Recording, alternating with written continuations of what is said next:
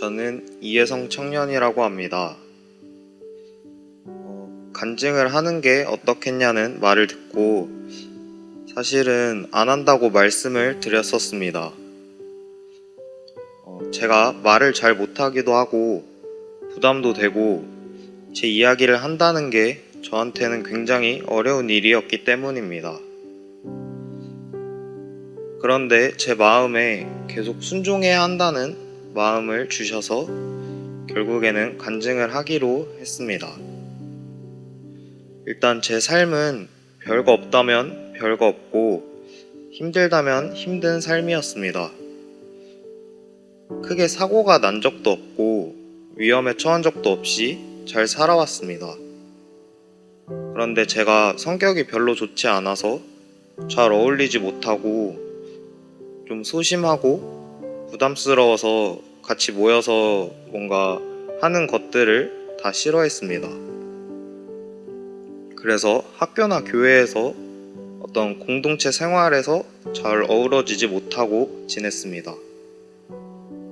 학교에서는 괴롭힘도 많이 당하고 맞고 뒤에서 침 뱉는 애들도 있고 돈을 막 빼앗기기도 하면서 제 삶이 싫어지고 혼자 있을 때는 살려달라고 이 상황에서 벗어나게 해달라고 울면서 기도도 많이 했었습니다. 그런데 상황은 하나도 안 바뀌더라고요. 그래서 저는 어린 마음에 나는 하나님이 사랑하지 않으시나 보다. 나를 사랑하시면 내 상황을 바꾸고 도와주셔야 하는데 왜 아무것도 달라지지 않지? 라고 생각하면서 낙심하면서 지내왔었습니다.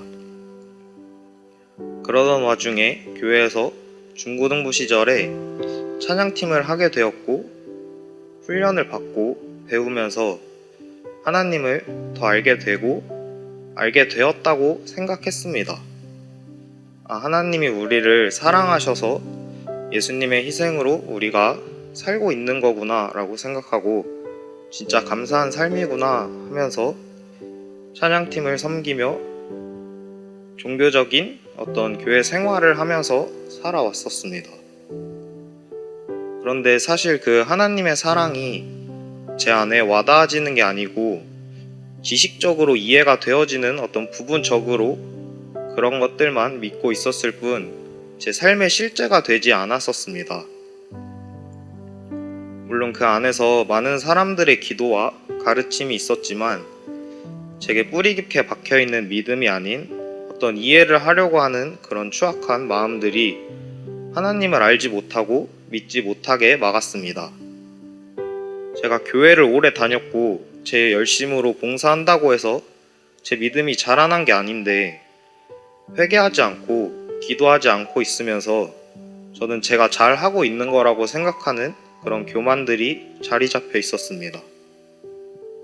그런데 이번에 박순애 전도사님 초청 집회 동안에 주시는 말씀들이 너무 제 전곡을 찌르고 빨리 저보고 회개하고 기도의 자리로 오라는 하나님의 이끄심이라는 것이 강하게 마음에 와닿았습니다.